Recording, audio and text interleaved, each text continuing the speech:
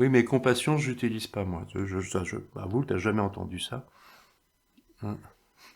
C'est pas moi, Joachim, qui a des lubies, ça, j'utilise pas. C'est que je me borne à utiliser un vocabulaire choisi, pas par moi, par l'enseignement de yoga, et une certaine traduction en français de ce sanskrit. Et dans ce français-là, compassion, il n'y a pas. C'est beau, donc je dis, je botte en touche. Il t'a jamais entendu parler, bah déjà de souffrance, il n'y a pas, le concept n'existe pas dans l'enseignement du yoga. La souffrance, c'est le soufre. Et le soufre, ça brûle. Et la souffrance, c'est le fait de se sentir ou se croire brûlé par quelque chose. C'est très spécial comme concept. Et dans l'enseignement qui nous préoccupe, il ne parle pas de ça du tout. Du fait de se sentir brûlé.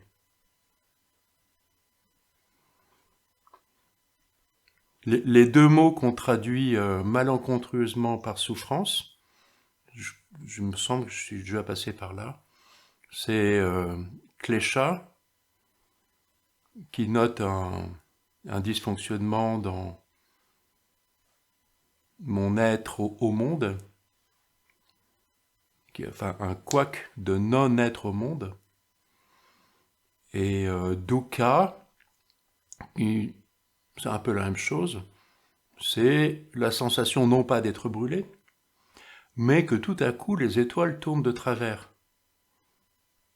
Et tu vois que conceptuellement, c'est pas du tout la même chose. Nous avons des habitudes langagières de nos langues maternelles. Blablabla, blablabla. Et en fait, on se rend pas compte qu'on fait émerger des croyances dingues en fonction du vocabulaire de nos langues maternelles. Je vous rassure, c'est pareil en Inde. Hein. C'est exactement la même chose avec les langues maternelles de l'Inde. D'où l'intérêt, encore une fois, de passer par une langue qui va nous définir un paysage. Alors c'est la même planète, hein. c'est le même monde, mais il y a un choix de mots, donc un choix de situation, d'objets, entre guillemets, de concepts, qui est différent, et donc ça crée un paysage différent. Et ce paysage artificiel de l'enseignement de yoga est censé nous aider à le faire disparaître.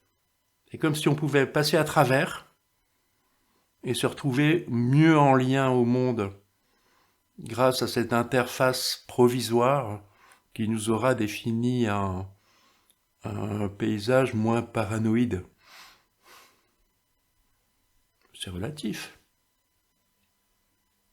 mais quand même. Et c'est vrai que nous, pour nous, euh, on a envie de retrouver dans l'enseignement de yoga ce qu'on connaît déjà. Et c'est presque flippant un peu de ne pas retrouver. Tu vois, c'est un petit peu, moi j'ai une sensation physique des calanques de Marseille, parce que dans les calanques, tu nages 50 mètres, et il y a des endroits où tu as je sais pas combien de centaines de mètres sous les pieds, quoi. Et tu sens que c'est froid et noir, c'est l'inconnu de dingue, tu vois. Et moi j'appelle ça nager dans le grand bain. Et la sensation physique, je la tiens des calanques de Marseille. Bah, il y a un côté comme ça dans l'enseignement de yoga au départ. Parce que si j'accepte de n'évoluer dans un monde au départ qui est assez austère, puisque au début il n'y a pas beaucoup de mots, et donc ça fait un tableau, ça fait un paysage, je sais pas comment dire, tu vois, un décor, quoi, qui est quand même assez pauvre au départ, et où je retrouve pas mes éléments habituels. Tu vois, c'est l'angoisse, quoi. Shinryu Suzuki appelle ça la chance du débutant.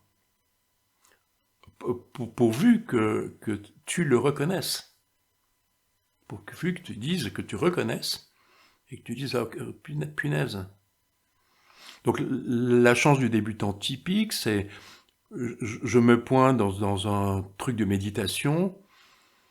Alors, on m'avait vendu que la méditation, ça résoudrait tous mes problèmes et que je me sentirais zen, bien, calme, concentré, présent, conscient, blablabla, blablabla. Je me pointe, euh, j'ai mal aux hanches, j'ai mal au dos, et je pète un câble tellement que je suis énervé. Euh, et quand il y a les questions-réponses, je pousse une gueulante, j'interpelle l'enseignant en disant mais vous vous foutez de la gueule de qui? C'est quoi ce truc? C'est quoi cette méditation? Pourquoi vous dites rien? Pourquoi vous m'avez pas accompagné? Pourquoi, tu vois, en colère? Bon, ça arrive très souvent.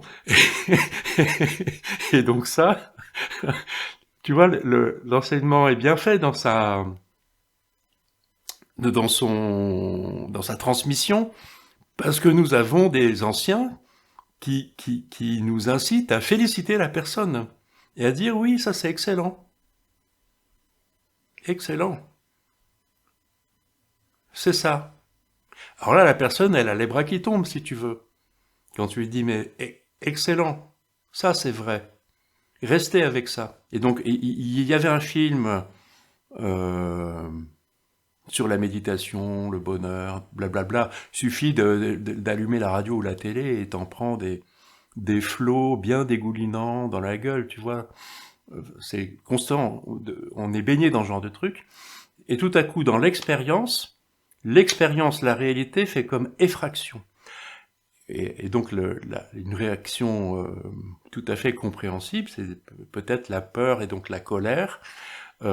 C'est ok, tu vois, c'est complètement humain, mais c'est vrai. Et c'est précieux, ça. Parce que se mettre en colère dans sa première venue dans un cercle de méditation, ça risque de pas se reproduire, tu vois. C'est précieux. La personne va très vite apprendre à se comporter bien, à se fabriquer un faux self, à s'auto-convaincre que tout va bien parce que la méditation c'est vraiment génial, et ça va marcher. La personne va y croire. Et donc, commencer à se fabriquer un monde encore plus fake que le monde normal dans lequel on vit, qui est déjà éloigné du réel.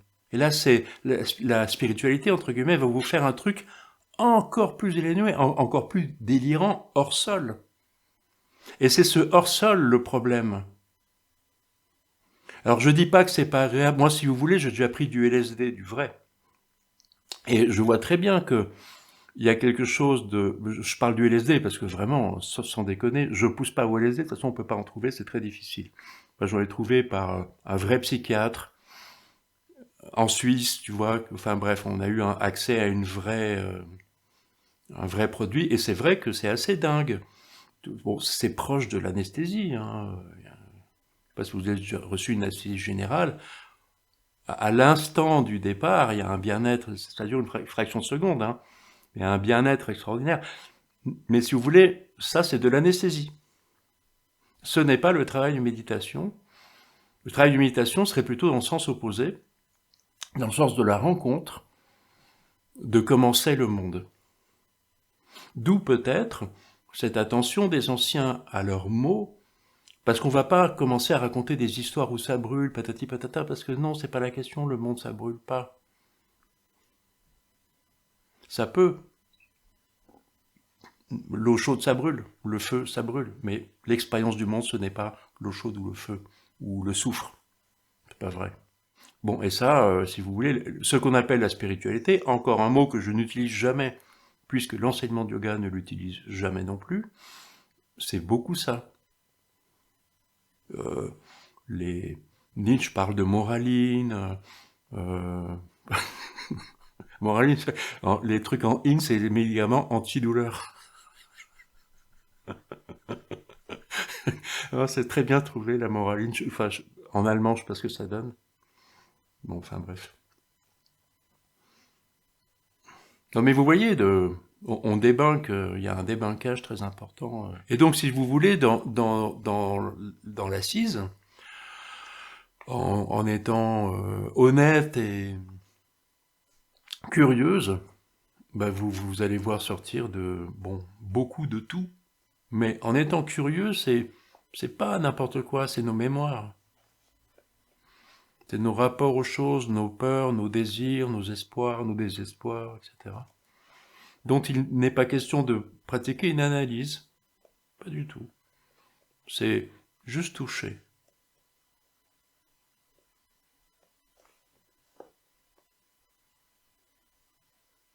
Juste la curiosité, c'est tout.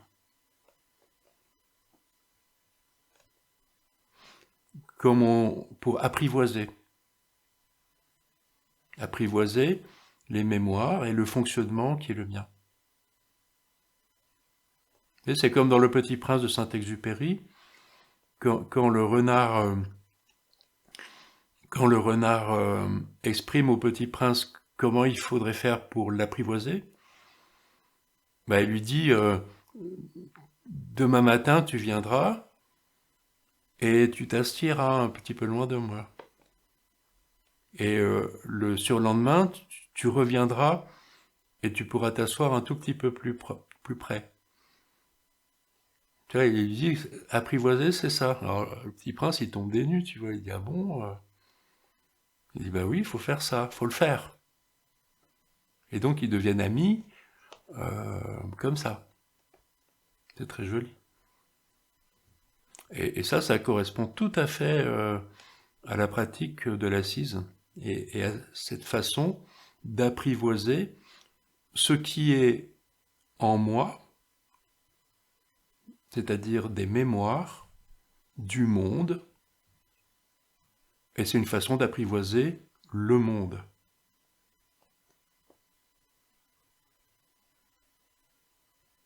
Le monde est en moi, hein. Vous voyez, enfin, ça a un côté un peu scoop du truc, enfin pour moi. Ah bon, alors le monde est en moi. Oh là. Puisque ce qui me constitue, c'est les mémoires de moi, du monde. Voilà, c'est scoopesque. Et ça correspond à cette définition de l'ego de Ahamkara qui est donnée dans le Samkhya-Karika. Vous voyez, Saint-Exupéry, qui n'a rien à voir avec la choucroute, en tant qu'humain, a accès à cette vérité-là.